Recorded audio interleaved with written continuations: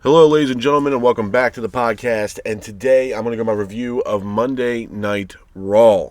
Starting off the night, we have CM Punk. CM Punk comes out to the ring, grabs a microphone. Punk says that he's got a lot of enemies. Punk says that he is mad at himself, mainly for believing in Paul Heyman. Punk talks about the history that he's had with Heyman. Punk then mocks Rollins. All of a sudden, Punk is interrupted by none other than Paul Heyman. He is also joined by Rollins and Braun Breaker. Rollins then praises Heyman and says that Paul Heyman was at one time Punk's best friend. Rollins says that Punk is trash and that he's egotistical. Punk says that Punk tells Rollins he will never be champion as long as he's still standing. Punk then attacks Breaker as well as Rollins. Zayn is here. Zayn then attacks Breaker and Rollins, helping out CM Punk. Rollins and Breaker then fight off Zayn. Jey Uso is here. Jey then attacks Rollins, and Zayn and Punk then save Jey Uso. Some interesting stuff there between CM Punk and Seth Rollins. Moving on from that, we have Penta taking on Chad Gable. Before the match even gets started, we get Pat McAfee. Pat McAfee makes his way out to the commentary table to start the night, if you will, or start this match. The match itself between Penta and Gable was a good match. Back and forth matchup between Penta and Gable, with Gable keeping the pace of the match. Gable then goes for a headbutt, but Penta counters it with a code breaker on Chad Gable. Gable then hits a moonsault on Penta, followed by an ankle lock, but the hold is broken. Penta then hits a Mexican destroyer off the middle rope, pins for the 3. And your winner of the match is Chad Gable. Hats off to Chad Gable for getting the win in this matchup. Moving on from that, we have a tag team matchup. It is American Made taking on the War Raiders. I thought it was a decent match. Back and forth matchup between American Made and the War Raiders, with the War Raiders keeping the pace of the match. Kofi Kingston and Xavier Woods were ringside. They were actually on commentary during this match. Kofi then attacks Ivar with the referee being distracted, which allowed American Made to hit the finish. Pins for the 3. And your winners of the match are American Made. Hats off to American Made for getting the win in this matchup. Moving on from that, we have Jey Uso. Jey Uso comes out to the ring, grabs the microphone. He mocks Logan Paul. After that, Jey then says that he, pretty much after Saturday Night's main event, will walk out still World Heavyweight Champion. After that, he's interrupted by Gunther. Gunther comes out to the ring. Jey talks about tapping out Gunther at WrestleMania. Gunther says that Jey is not a natural champion. And then Gunther says that the winner of Jey Uso versus Logan Paul will face Gunther for the World Heavyweight title. Looks like Gunther's on his way back to reclaim the World Heavyweight title.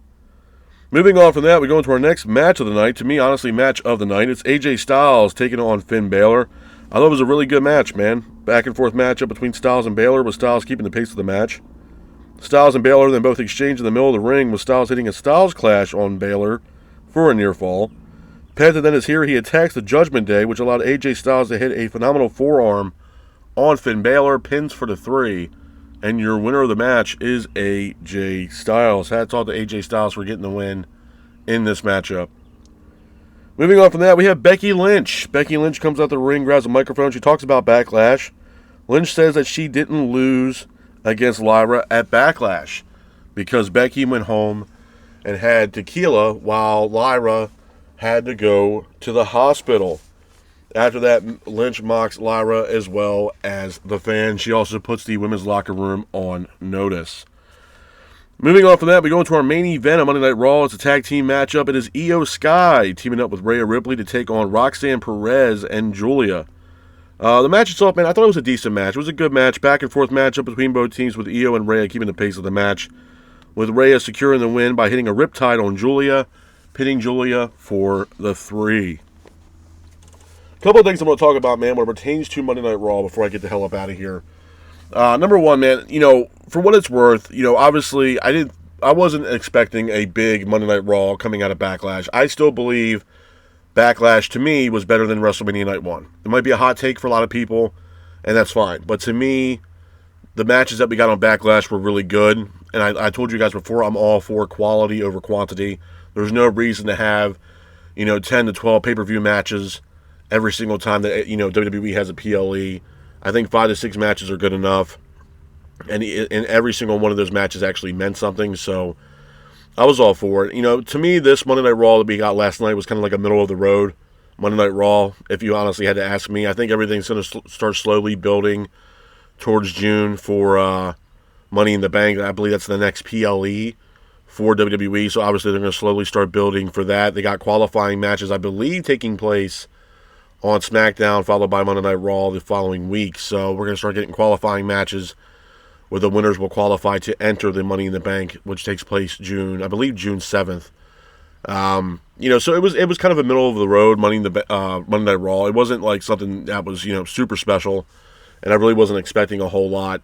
But there were things that I will take away from Monday Night Raw. I'll say this: if we're starting off for the night, the start of the night, we had CM Punk, which was great to see Punk back. It was great to finally hear from CM Punk after the match he had at WrestleMania. It was great to hear what he had to say, specifically about Paul Heyman. And he really, honestly, he wasn't shy about what how he felt about Paul Heyman. But what I will say about this, a lot of people have been saying, who else is going to be a part of this stable with Rollins and Braun Breaker and Paul Heyman. And I even told you guys that Paul Heyman in this new stable that he's creating with Rollins and Breaker has a lot of resemblance to the Dangerous Alliance of what he, once had in WCW. So, and then you look at what happened during that Punk segment when, Breaker and Rollins were attacking, CM Punk. Zayn comes out. Zayn was attacked. Then Jey Uso comes out. It does beg the question, is there going to be a third guy? Is there going to be a third man to join this stable? And a lot of people are saying, have their own conspiracy theories on who it might be. A lot of people are pointing the finger towards Austin Theory. To be honest with you, man, the only person that makes logical sense to be joining this faction, if there was to be a third guy, would be Drew McIntyre. Now, I don't know how that will come into play because, to me, I think McIntyre is a SmackDown superstar. And, obviously, Rollins and Braun Breaker are part of Monday Night Raw. But realistically, Drew McIntyre is the only guy that really fill that void if there was to be a third man in that faction for Paul Heyman. I don't see it being Austin Theory. It's not the greatest pick, to be honest with you. For what it's worth, though, I could see Austin Theory. I think Theory would do better off, kind of splitting himself away from Grayson Waller. I still think Austin Theory has a lot of potential, to be honest with you. But I don't see him being the third guy. I just think logically it doesn't make any sense. I don't know how he would correlate with Seth Rollins and Braun Breaker. To me, the third guy, if there was to be one, would be Drew McIntyre. And, now we're getting this tag team matchup at Saturday Night's Main Event, May 24th, where it'll be CM Punk teaming up with Sami Zayn to take on Seth Rollins and Braun Breaker. So it's going to be a really good match. For what it's worth, though, I will say this. As far as the Saturday Night's Main Event, PLEs are concerned or events are concerned, I'm all for it, man. I'm all for nostalgia. I said that when I watched the first, Saturday Night's Main Event when they brought it back. For me, it's, I love the nostalgia of it. The past couple Saturday Night's Main Event, we've seen Jesse the Body Ventura on commentary during some of the matches on Saturday Night's Main Event. I'm all for it. I'm absolutely all for it. And for what it's worth, usually 9 times out of 10, they put on really good matches for Saturday Night's Main Event. So I think that tag team match alone is going to be a really good match. But my issue also, too, with Monday Night Raw, man, it seemingly seems that there's a lot of heels on Monday Night Raw and not a lot of baby faces, especially when it pertains to the main card. I mean, if you're looking at Seth Rollins, he's a heel. Braun Breaker, he's a heel. Becky Lynch is also a heel. There's not really a lot, baby faces that are out there right now. Now, you could say Dominic Mysterio possibly is going from heel to babyface because now he's immensely over. I think even more now that he's Intercontinental Champion. But he's also part of a heel stable with the Judgment Day. So there's not a lot of, room right now for baby faces on Monday Night Raw. And, I think also, like I said, I mean, we're going to pick up more storylines here and more build towards Money in the Bank. But I think last night's Monday Night Raw just was kind of like one of those middle of the road Raws. To be honest with you, there was nothing really that was special. There was nothing really that was captivating or eye-catching. To be honest with you, as far like I said before, as far as Seth Rollins and Paul Heyman and that whole faction, if there was to be a third guy, my standpoint that logically it would make sense if it was Drew McIntyre. I don't know how that will work out. But to me, if there was to be a third guy, it's got to be Drew. I don't think there's anybody else that would fill that void to be a third guy. Drew McIntyre fits into that mold more times than not. You can reunite that rivalry that he had with CM Punk. So it kind of goes hand in hand. And honestly, it'd be the biggest stable a powerhouse stable having Rollins, Breakker, and McIntyre under one team, being, the voice of reasoning being Paul Heyman. I think it works great if that's the direction that they're going to go.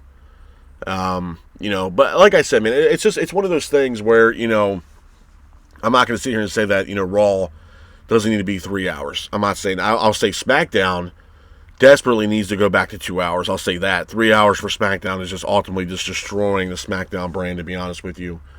But obviously, like I said, it wasn't going to be something where we were looking at a Monday Night Raw that was going to be really, really well and really put together well and put together good, because we just had Backlash. It was kind of one of those Monday Night Raws that they kind of put things together. Hopefully something would stick, and that's the best they can do. So, it's unfortunate, but like I said, at the end of the day, obviously they're building towards Money in the Bank. I think that weekend alone is going to be insane. If you're looking at the fact that you got seemingly 2 PLEs pretty much for that weekend of June.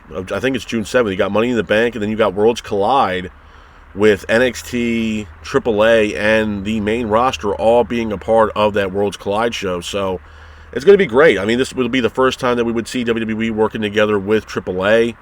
And hopefully they put on a banger show, and then they should. I think Rey Mysterio is also going to play a part in that show in some kind of capacity. Rey Fenix, Penta also.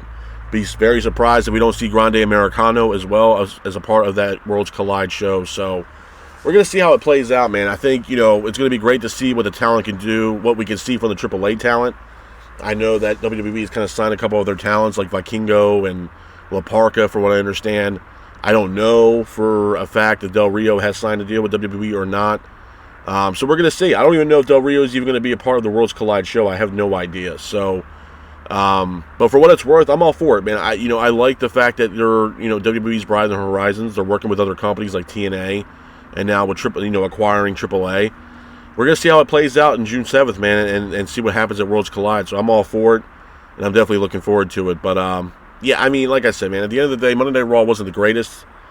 Monday Night Raw wasn't the worst either. I think what's ultimately going on here is that we're slowly starting to build towards the next PLE being Money in the Bank. And I think that's what, is going on right now, specifically on Monday Night Raw. But with that being said, this is my review of Monday Night Raw. I hope you guys are out there staying safe. Be careful, and remember, stay classic. Peace.